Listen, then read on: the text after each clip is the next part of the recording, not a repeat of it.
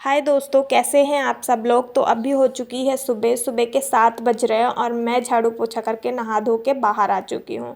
तो अभी मैं आपको दिखाती हूँ कि कितनी ज़ोरों से बारिश हो रही है। मेरा मोबाइल इतना अच्छा है नहीं कि मतलब आपको बारिश दिखा सके, पर आप नीचे पड़े हुए पानी से समझ सकते हैं कि बहुत तेज़ बारिश हो रही थी सुबह 4 बजे से अभी तक रुकी नहीं है। और मैं नहा धो करके अपने सारे काम तो कर चुकी हूँ और अभी करने के बाद हम जैसे लोगों के पास एक ही काम होता है, वो है पढ़ना। और मतलब घर के भी काम होते हैं पर पढ़ना मेन होता है। तो अभी मैंने अपनी पढ़ाई स्टार्ट कर दी थी। तो मैं सबसे पहले जब सुबह उठती हूँ तो वो कैब याद करती हूँ। तो वो कैब में अभी मैंने सिनोनिम एंटोनिम्स पढ़ रही थी। तो सिनोनिम एंटोनिम्स मैं पिनैकल से पढ़ रही हूँ क्योंकि मेरे पास पिनैकल है, ब्लैक बुक नहीं है। मैं बहुत सारी वीडियोस में अपनी कह चुकी हूँ कि मेरे पास ब्लैक बुक नहीं है, तो मैं पिनैकल से पढ़ती हूँ। और मेरे पास समुद्र मंथन का बैच है रानी मैम का, जिससे मैं पढ़ती हूँ। तो ये 2 चीज़ें हैं। और यूट्यूब पे भी A to Z मैम ने करा रखा है, वो भी बहुत अच्छा है वो कैब के लिए। तो अभी मैं अपनी डायरी से पढ़ने जा रही थी कि मैंने क्या क्या लिखा हुआ है। मैं रात में ही हमेशा अपना टारगेट बना के रख लेती हूँ कि मुझे क्या क्या पढ़ना है। तो मैंने अभी स्टार्ट कर दिया था। जैसे मैंने सिनोनिम एंटोनिम्स पढ़ लिए हैं, तो मैंने अपने टारगेट में टिक करने के बाद फिर मैंने स्टार्ट करी ईडियम्स पढ़ना। ईडियम्स और fixed preposition, prepositional phrase, one word substitutions, ये सब इतना डिफ़िकल्ट होता है याद करना। मेरे को तो सबसे अच्छा लगता है सिनोनिम एंटोनिम्स को रट्टा मार लो, वो बहुत अच्छा लगता है। और वन वर्ड भी हाँ ठीक ही है, पर सबसे ज़्यादा जो प्रॉब्लम होती है वो फिक्स्ड प्रपोजिशन में होती है। फिक्स्ड प्रपोजिशन तो समझ लो मुझे बिल्कुल याद ही नहीं होता। आजकल मैं बहुत ज़्यादा इडियम्स और फिक्स्ड प्रपोजिशन पे फोकस डाल रही हूँ, क्योंकि पिछले साल जो मैंने एग्ज़ाम दिया था तो उसमें क्या था कि फ़िक्स्ड प्रपोजिशन के कुछ क्वेश्चंस आए थे और वो मुझे बिल्कुल नहीं आ रहे थे। और आप तुक्का भी नहीं मार सकते क्योंकि फिर आपके सारे मार्क्स कट जाते हैं।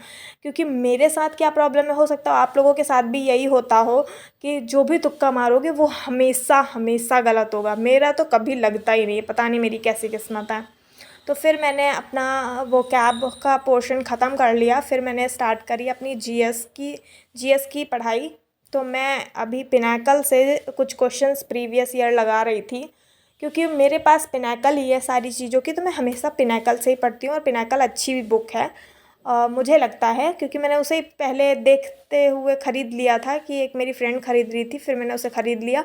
तो मुझे इसके सारे जो कंटेंट है वो बहुत अच्छा लगता है। तो इसमें क्या है कि जो भी क्वेश्चंस दिए गए हैं वो पूरे एक्सप्लेनेशंस के साथ दिए गए हैं। हालांकि मैं नवीन सर की जो है बुक भी ख़रीदना चाहती हूँ, जीएस निधि और जीएस सुधा, ये दोनों बुक्स भी ख़रीदना चाहती थी, पर अभी मेरे पास है तो मैंने इसलिए नहीं लिया। पर हाँ, ये है कि अगर मेरा इस साल कुछ नहीं हो पाएगा तो मैं अगले साल ज़रूर वो उन बुक्स को लूँगी। तो अभी मैं अपने जीएस की बुक से हिस्ट्री और जीके का रिवीजन कर रही थी, क्योंकि इसमें अलग अलग पोर्शन में दिया गया है क्वेश्चंस। तो जीके लगा रही थी और सॉल्यूशंस भी इतने बढ़िया हैं कि मतलब आपका बहुत अच्छा रिवीजन हो जाता है। और फिर उसके बाद मैंने खाना बनाया। खाने में मैंने बनाया था आलू की सब्ज़ी और जो है राजमा और पूड़ी। फिर मैंने खाना खाया। खाना खाने के बाद फिर मैंने दोबारा स्टडी करना स्टार्ट कर दिया। तो अभी मैं जो हूँ स्पॉटिंग एरर से पढ़ रही थी, जो कि मोबाइल से पढ़ रही थी। तो मेरे पास तो एक ही मोबाइल है और कुछ है नहीं, तो मैं इसी से ही वीडियो बनाती हूँ और इसी से पढ़ती हूँ। तो मैंने अभी स्पॉटिंग एरर्स का वीडियो से पढ़ा। मैं स्पॉटिंग एरर्स मतलब कोई मेन नहीं है, पर हाँ जैसे कि रानी मैम है तो उनसे भी मैं स्पॉटिंग एरर्स पढ़ लेती हूँ, संजीव सर से भी, मतलब जहाँ पे भी ज्ञान बट रहा होता है वहाँ पे जाके मैं अपना हाथ धो लेती हूँ। स्पॉटिंग एरर्स में कोई चेंज नहीं होता, क्योंकि वो भी प्रीवियस ईयर्स लगवाते हैं और रानी मैम तो ज़्यादातर प्रीवियस ईयर्स ही लगवाती हैं, तो मैं उनसे पढ़ती हूँ। और संजीव सर और भी जो टीचर्स हैं उन सबसे देख लेती हूँ और स्पॉटिंग एरर्स पढ़ती हूँ। और रीजनिंग फिर मैंने पढ़ी। रीजनिंग के बाद मैंने अपना